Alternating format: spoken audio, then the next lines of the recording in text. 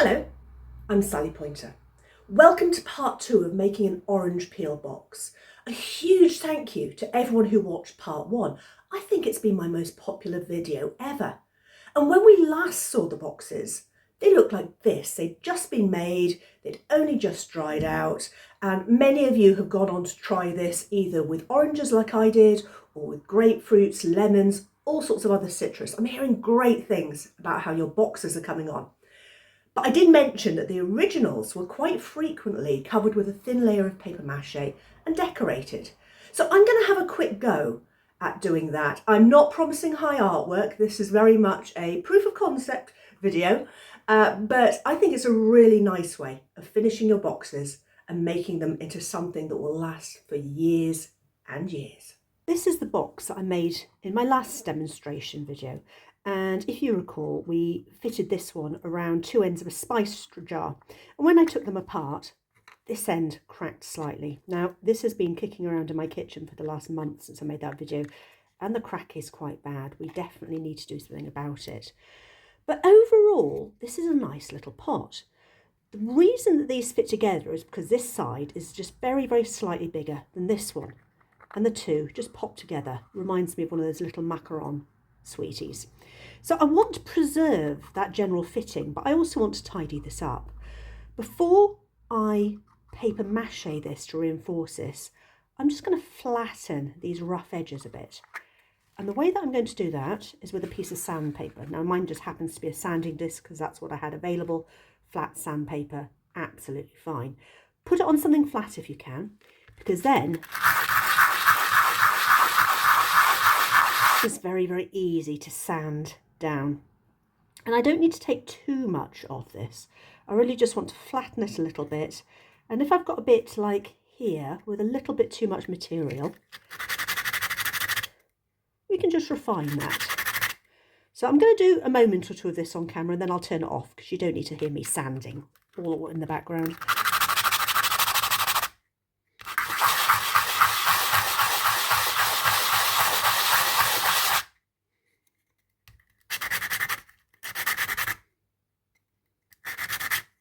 Do you know, that's already refined that quite nicely. And this is something you can do at pretty much any stage after your pot is dry. I'm going to do a little bit more in a moment. What I'm trying to do is just take that little lip off. Now, let's have a look though at the part that cracked. I need to fix this back together. Let's just move the sandpaper out of the way.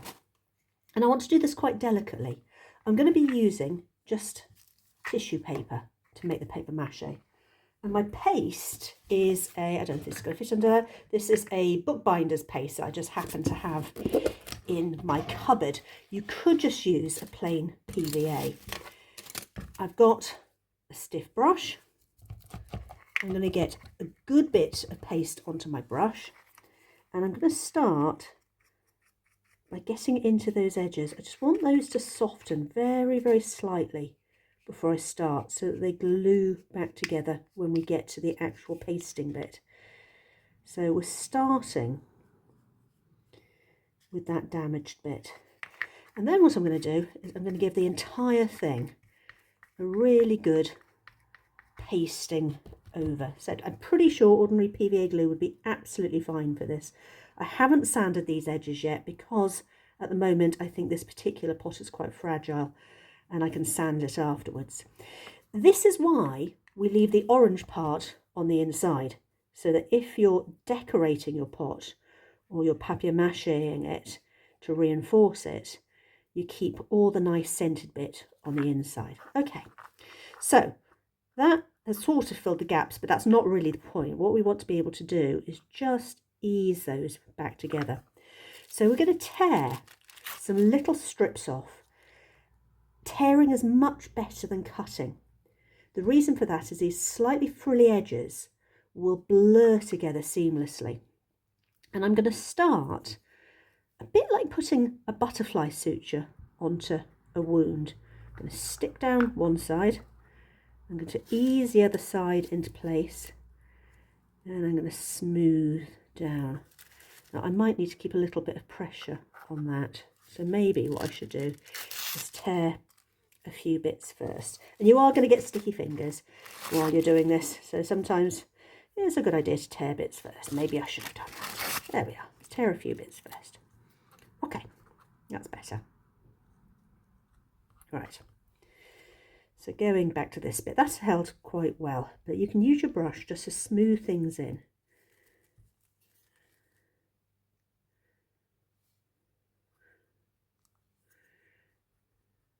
Brush down, smooth it into place. You will get occasional little wrinkles, but the lovely thing about tissue paper is that that's going to be minimal. I really am sticky here. Minimal when it's all finished, because it's so very, very thin. Now I know that edge isn't right yet, but I just want to get enough to stop it springing before I get to the inside.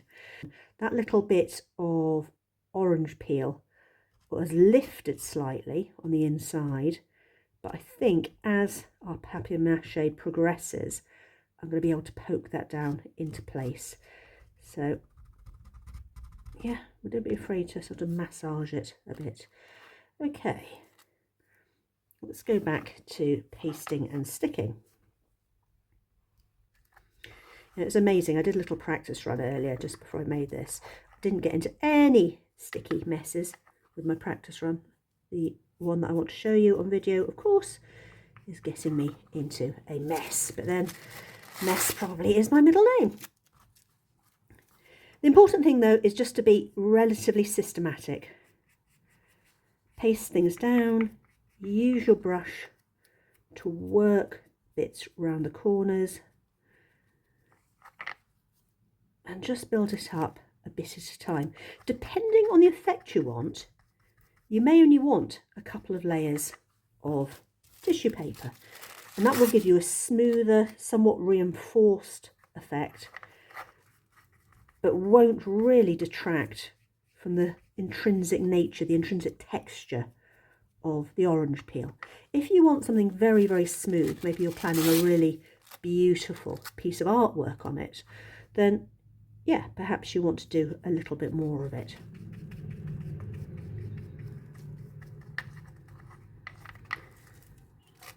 Right. So I've nearly got one complete layer on this. That crack is still there. Let's just keep working that into place. It is softening a little bit. Yes, I can see that that's starting to hold back down rather better. Good. I'm going to keep doing that. So I am just going to go back to finishing this sanding and finishing this layer of papier-mâché, and we'll see how it comes on. I have got two more orange sections to have a look at. Now this one came out really nicely, really nice and firm and smooth. It's fairly level at the top, but we have got this little crack here. That's where the stalk end was. Sometimes that happens at the navel end as well. You can see the scar on this one too, but it's not so bad. These ones I think are going to fit together because this one is larger than this one. But I'm sort of at risk of losing the entirety of that up on the inside. So I'm going to try and sand this bit back a little bit as well. I don't know if I'm going to take it all the way to here. It's going to depend a bit on how well it behaves, but we're just going to try sanding these back. So I'm going to turn off the camera for a few minutes. I'm going to do some sanding. Then we'll come back to the papier-mâché. Let me just have another look at that bit. I might need to put a weight in that and just weigh it down so that it sticks to the papier-mâché. But it is improving, and you can see how if you had just a very slight tear in a piece, that would probably resolve it quite easily. By the time I'm finished, I am determined that is going to be good. Be back in a moment. It's 5 minutes later. I've got the first part, the cracked part, under a weight, so hopefully that's going to resolve that. And in the meantime, I've been tidying these up. So this is the part that will go with the cracked bit. It's still not completely level, but you can see that that's flattened out really, really nicely. I don't want to overdo that until I've had a chance to match it to its hair, but all I'm doing is just grinding that down. Here are the two pieces that had quite a lot to remove. Now I've shortened that by quite a lot, but this little gap here, I think we'll paper mâché that, but we've made it much shallower, and we've also tidied this side, also tiny little crack there. But this is strong. This is a really nice robust box, and I think the two parts together on this are going to make a really nice little pill box, or possibly a pomander. So we might have a look at just closing those together in a little bit. Again, layer of paper mâché. In a moment we'll sort those. So I think that's as much sanding as I want to do. We'll go back to just putting a layer of paper mâché on here, and with this one, because we want to reinforce this little part here, we're going to start by filling in the gap. Just rustling off screen while I get some of my paste.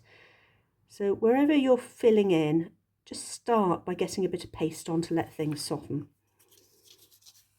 PVA glue probably would do exactly the same thing. The moisture in it is just going to start things off nicely.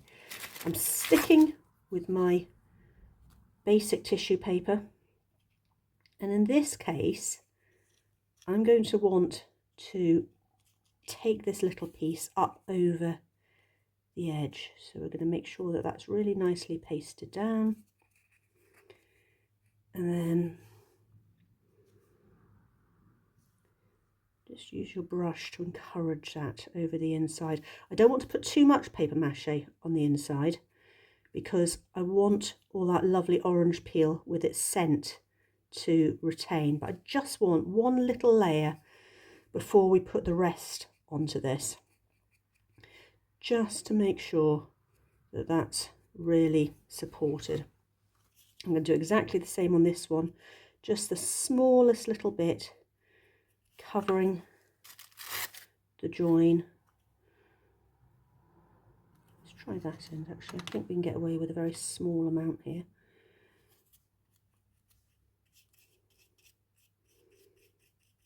Brush that in, brush that round. If your brush is slightly stiff like mine is, you can really stipple things into place, and little scraps of paper mâché can be layered in. Right, okay, so that's the basic reinforcement done. Now I just want to cover the entire thing.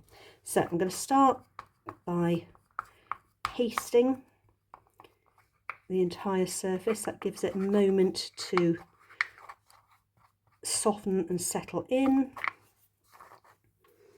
I'm going to go back to my little strips. Biggish bits can go straight onto the base. Use your brush to, ooh, the brush is breaking that one up a little bit. We're not going to worry. I did wonder about doing this with brown paper, which would be really tough, but I think you'd end up seeing the layers, and you do want something quite delicate here, which probably means I was just brushing a bit too hard.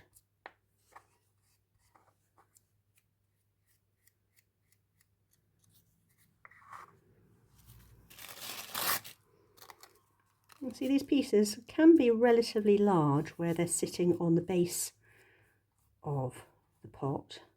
That's better. I was brushing too hard earlier. More haste, less speed.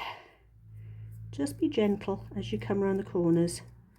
These little bits we can clip off afterwards. You don't necessarily need more wrapping around the edges than is essential.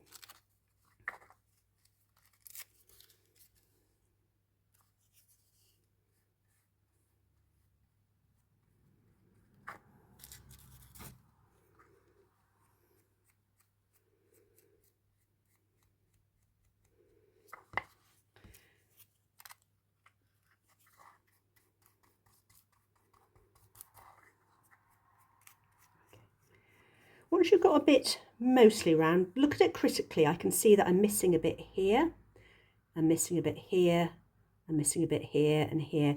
You need to go around and make sure everything is covered. Just nice and steadily. Let the paste and the brush do the work for you. You're using the paste as much as the paper to layer this up.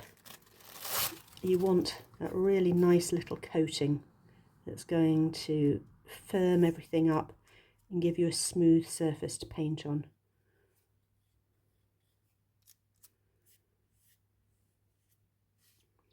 I do apologise, I keep drifting off camera with this.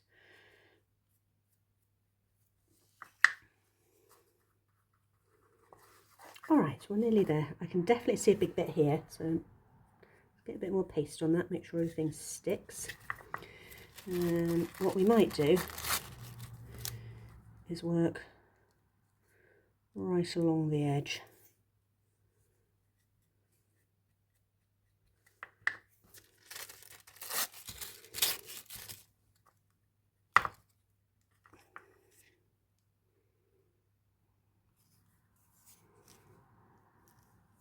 I'm sure there's plenty of you out there who can improve on the general papier-mâché technique here, but the principle is pretty straightforward. All right, okay, so those little bits here will be clipped off in a moment. This can be left to dry, but I probably should put at least one more layer on it. I need to finish the layer on this one, and as soon as I can get at the one that's being pressed, we can sort this one out. Here's that damaged one. Now that the glue has softened the peel and I've had a little weight, just an essential oil bottle actually, just standing inside to press it down, that has sealed up pretty much perfectly. I'm going to finish the coating of paper. I stood it on a sheet of tissue while it was pressed. I'm going to trim that down and stick down the edges, and then we're going to let everything dry really, really nicely. You can just see with the light, you can just see that little crack along the edge there. So a couple more layers around here, and then we can get to decorating them. Once your paper mache is dry, and this was a wide, shallow one that I did, you can decorate it. Now, I'm not going to pretend that I'm doing anything particularly exciting on this one. This is a practice one. Also, I've discovered that most of my paints have dried out horribly, so I'm making do with just a very, very few. I'm just going to do a very simple, stylized collection of oranges, and I'm using an acrylic because that's what I have, but I suspect the originals probably used a gouache. It's possible that oil paints may have been part of it.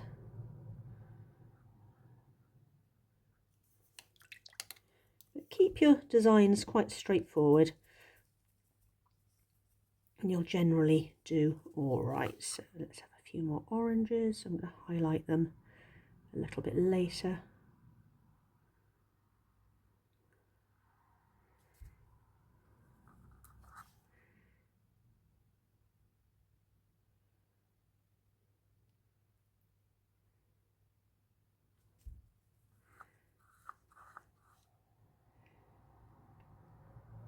Because oranges are quite a natural choice towards midwinter, if you're wanting something as a Christmas or Yule decoration, these could make a really good topic for little things that you could either put spices in or put scenes on that you could put on a holiday tree. Whatever it is that tickles you, whether you're channeling that 18th century vibe or whether you're doing something much more modern, the thin paper mache layer really does lend itself to all sorts of embellishment. And as I said, I'm not pretending for any great artistry with these. I'm just really just trying to show you how easily these can be decorated, and making the little pots and putting a paper mache layer on and decorating them. This could be a really nice thing to do with children, perhaps. I'm going to try undercoating the dots of the oranges, and I might put a little bit of a sheer orange over the top. What else should we have? Let's have some wiggly bits. Wiggly. I've put a little line around the side.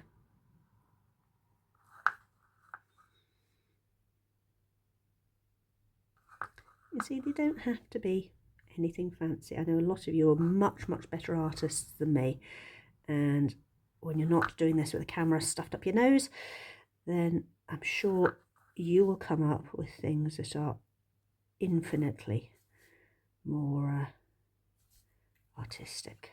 Okay, right, a little bit more red onto those oranges.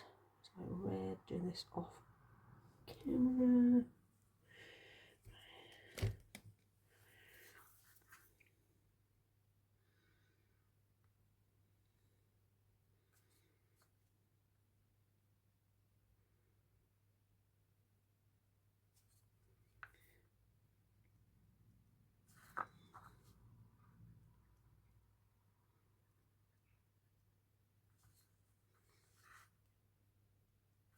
Okay, I'll revisit that, but that's the idea. That one really is just going to be a little pin tray, so you're not going to see that because most of the time it's going to be upside down. So you can use things like that very much as practice surfaces. I'd love to see how yours come out. As I said, I know you're going to do a better job than I have. Now these have dried out, they're really lovely and nice and firm, and that little repair has worked nicely. Now that one I'm going to come back to and tidy up the decoration.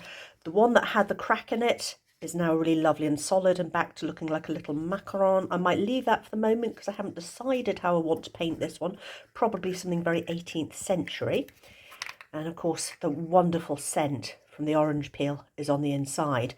This one, the ones that fit together really closely, I'm going to try something out. Lots of people have commented that these would make really good Christmas decorations. So I'm going to go and pierce a couple of little holes in these with a drill. And then we're going to tack them with some gold and silver pens and see what happens. Well, that worked.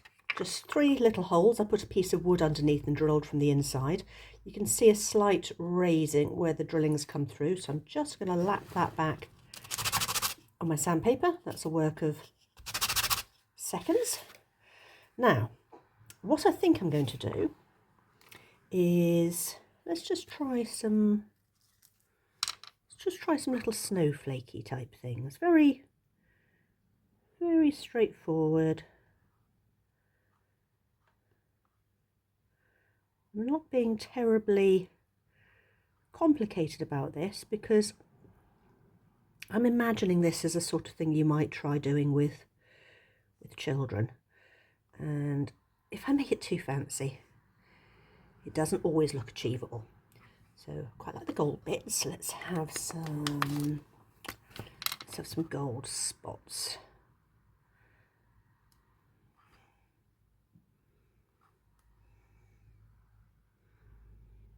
As always, I do love seeing how yours come out when you've tried one of my projects.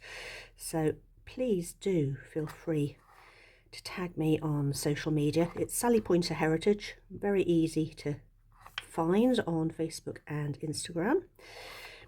And I really do love seeing where you've gone with the basic inspiration from these projects, because usually you do something that's a bit nicer than I did to start with. That's quite fun. I've got a copper pen, I want to use that just because I can. Let's have some, again I'm a fan of squiggles, let's have a little squiggles.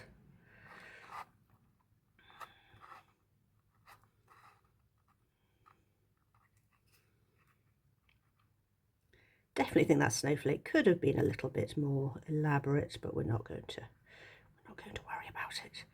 These are very much proof of concepts when I'm doing these little projects. All right, so we have a decorated top.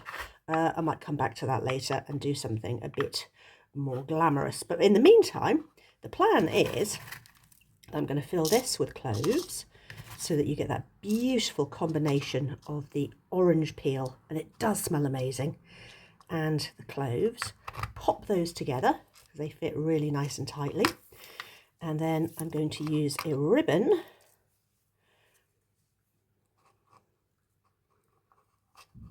I did think about piercing the edge to hang the ribbon in, but I was just a little bit concerned about everything falling apart. So I don't think I needed to have worried really, because the paper mâché layer really does reinforce this. Okay, let's do that. Let's give it a little bow.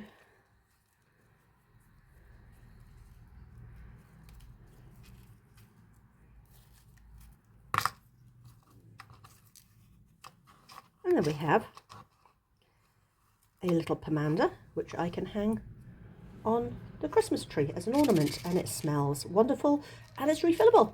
So next year, if the scent has gone, I can just change the cloves. I think we're nearly there. And here we are, all done. I'm sure yours will be far more artistically perfect than mine, but hopefully that's enough just to clarify a couple of the things about fit and finishing that we were talking about in the first video. As I said earlier, please do let me know how you get on. But for now, happy crafting, and I will see you in the next video.